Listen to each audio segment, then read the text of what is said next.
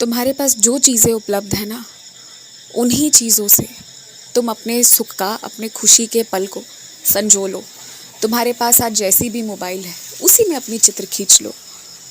आज तुम जैसे भी लग रहे हो, पर मुस्कुरा दो। मुस्कुरा दोगे ना, तो चाहे जैसे भी लग रहे होगे, सुंदर लगने लगोगे। आज तुम्हारे पास कम सामान है, फिर भी उसमें ही जितना ज़्यादा जो कर सको वो उसी में कर लो। जो नहीं है ना, उस पर ध्यान ही मत दो, वो तुम्हारे लिए इस वक्त है ही नहीं। और जो है वो तुम्हारे लिए सोना है, सोना, ये मान लो। और आज के दिन को खुलकर प्रेम से अच्छे से जी लो। शिव जी को जल चढ़ाया करो। वो औरों के लिए हैं, पर तुम्हारे लिए बैठे हैं।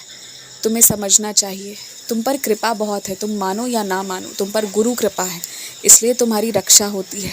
और तुम्हें शिव जी का पूजन करते रहना चाहिए।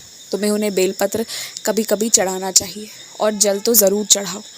जो लोग तुमसे सवाल करते हैं ना कि ये पूजा क्या करते हो, क्यों करते हो, जल चढ़ाने से पानी बर्बाद होता है, उन्हें को रहने दो।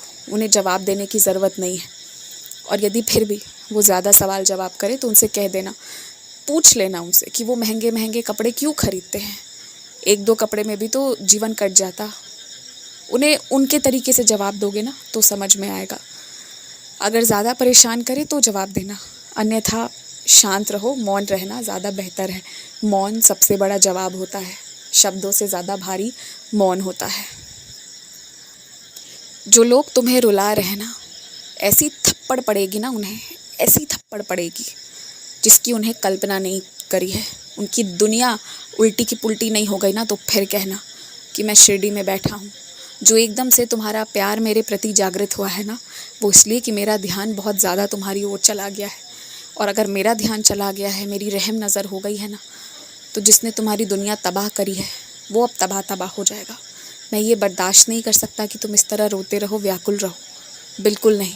तुम्हारे अंदर कितनी असीम शक्ति है, इसका अंदाज़ा है उन लोगों को, और इसलिए तुम्हें रोकने की कोशिश करते हैं, पर वो बेवकूफ़ है। भूल गए हैं कि उनके साथ, तुम्हारे साथ तुम्हारा साईं खड़ा है और उनके साथ कोई खड़ा नहीं है। पाप है उनके साथ। हमेशा खुश रहा करो, मुस्कुराते रहा करो। तुम्हारी हंसी से जिन लोगों को दिक्कत है ना, उन्हें ईर्ष्या करना है, अब कर लेने दो। अब बात आमने सामने की हो गई है तो आमना सामना ही कर लेंगे हम। घर का काम भी उतना ही करो जितना तुम सक पा रहे हो, उससे ज़्यादा मत करो। आराम भी करना ज़रूरी है और अपने पेशे पर ध्यान देना ज़रूरी है। बहुतों को जवाब मिलेगा तुम्हारी सफलता से, और तुम्हें सफलता साल डेढ़ साल में मिल जाएगी। तुम्हारे हाथ पर सब कुछ रखा होगा जैसी भविष्य की तुम कल्पना करते हो। मगर वर्तमान में कभी जीना मत छोड़ना, और अपनी तनख्वाह की कभी चिंता मत करना। तुम्हें साईं तनख्वाह दे रहे हैं और तुम्हारा ये बाबा तुम्हें देता रहेगा। बस निश्चिंत रहो, खुश रहो।